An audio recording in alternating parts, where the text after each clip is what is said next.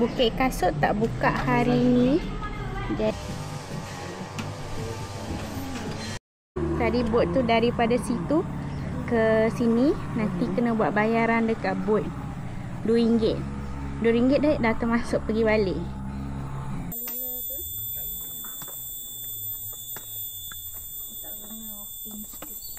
Walking stick is good to have, adik.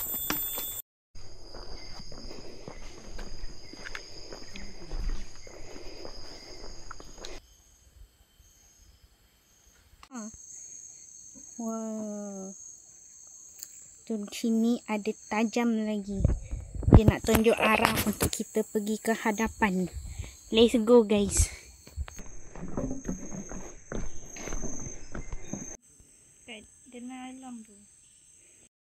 Ada kedai on the way nak pergi ke Gonia. So jual macam-macam. Ada jual minuman, ada jual craft. Ya. So, kalau datang sini kan, bawa cash lah. Ya, situ toilet free. Okay, so yang kedai tadi tu dia buka sampai pukul 3. So dah nampak yang pagar besi ni, maksud kita lebih kurang 600 meter nak pergi ke Gonia. So yang ni lah dah mula kita punya first tangga. Dah sampai ke Traders Cave.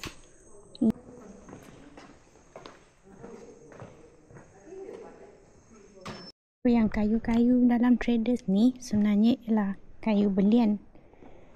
Dia ada tulis kat situ lah. So dulu sini diorang buat perdagangan, sebab tu dia panggil Traders Cave.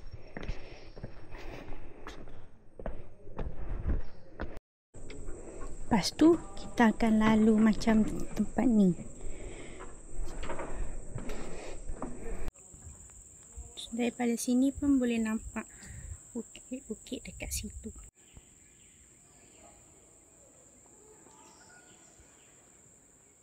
Kalau tengok situ ada satu rumah. Ya. Atas tu pula ada macam ni.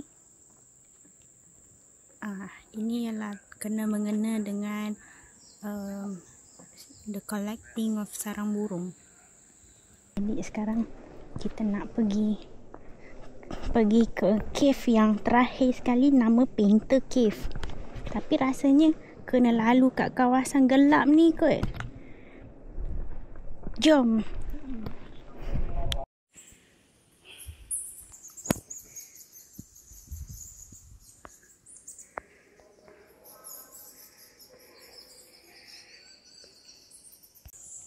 Macam mata kucing tiba. So sekarang ni kita nak lalu di bahagian gelap gua ni. Bahagian sini banyak tangga lah. Kena hati-hati turun. Yeah. After the bed, tengah tidur. Ada bed.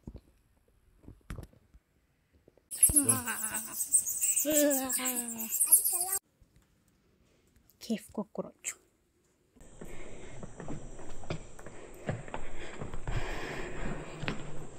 Hai. Hello. Sekarang kita nak pergi Painted Cave. 420 meter pergi balik. Tu Painted Cave. Ni dia. Outside. Painted Cave ni ada boat coffin, ada lukisan lah. So sebenarnya kawasan sini dia dah pagarkan untuk conservation punya purposes lah, untuk nak lindungi. Lukisan tu lebih kurang kat dalam sini, kita cuma boleh tengok daripada pagar sahaja. Nampak? Ada lukisan dekat situ. Dia warna merah.